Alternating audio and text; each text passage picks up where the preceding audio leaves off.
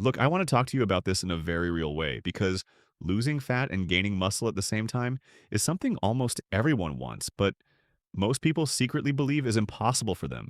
And not because they're lazy or unmotivated, but because everything they've been taught about their body is confusing, contradictory, and honestly unrealistic for normal life. Most people grow up hearing things like, if you want to lose fat, you have to eat less and move more. And if you want muscle, you have to eat more and lift heavy. So they end up thinking those two goals are enemies, like you can only choose one at a time. Either you're dieting and shrinking, or you're eating and getting bigger. And when people try to mix them, they feel like nothing works and they blame themselves. But here's the truth. Your body doesn't work in phases. It doesn't wake up one day and say, today I'm burning fat and tomorrow I'll build muscle. Your body is constantly doing both. All the time, it's always breaking tissue down and rebuilding it. It's always storing energy and releasing it. What changes is which side wins. And that depends completely on how you live. If most of your days tell your body that food is scarce, stress is high, and movement is exhausting, your body adapts by protecting itself. It holds on to fat.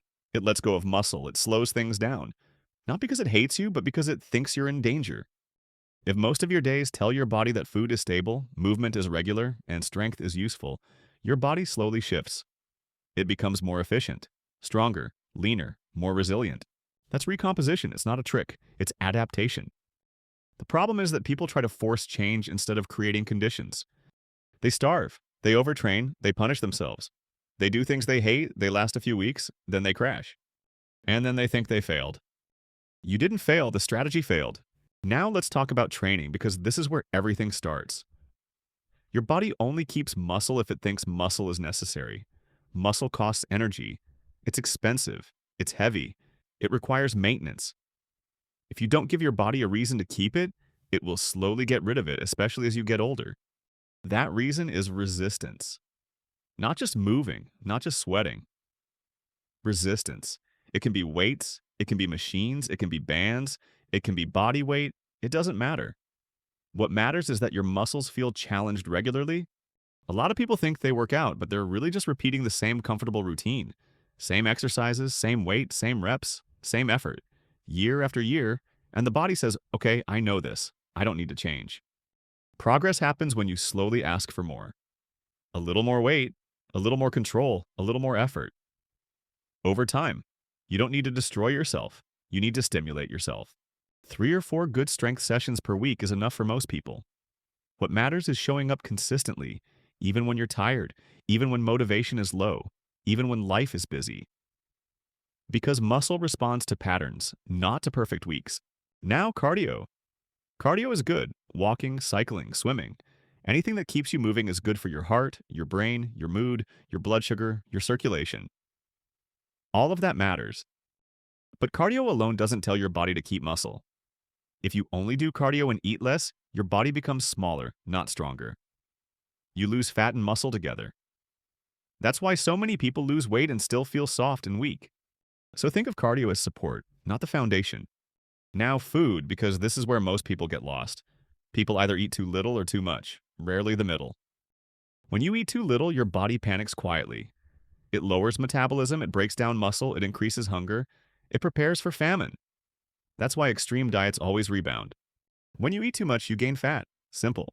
The sweet spot is eating close to what your body needs, maybe slightly below, while giving it enough protein. Protein is non-negotiable. Muscle is made of protein. Enzymes are protein. Hormones depend on protein. Recovery depends on protein.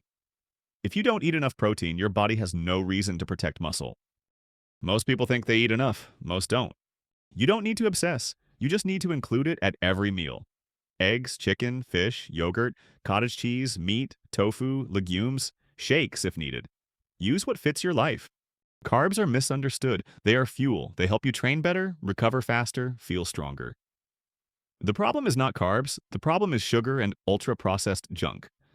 Rice, potatoes, oats, fruit, beans. Those support progress. Fat matters too. Hormones need fat. Brain needs fat. Joints need fat. Extremely low-fat diets mess people up over time. Balance matters. Now, sleep.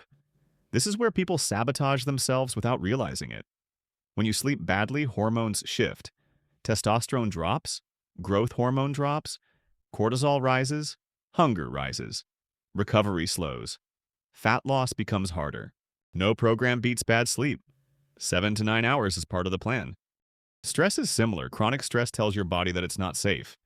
And when it's not safe, it doesn't build, it protects. You can't outtrain anxiety, chaos, and overload. Finding ways to calm your nervous system is part of fitness. Hydration matters too.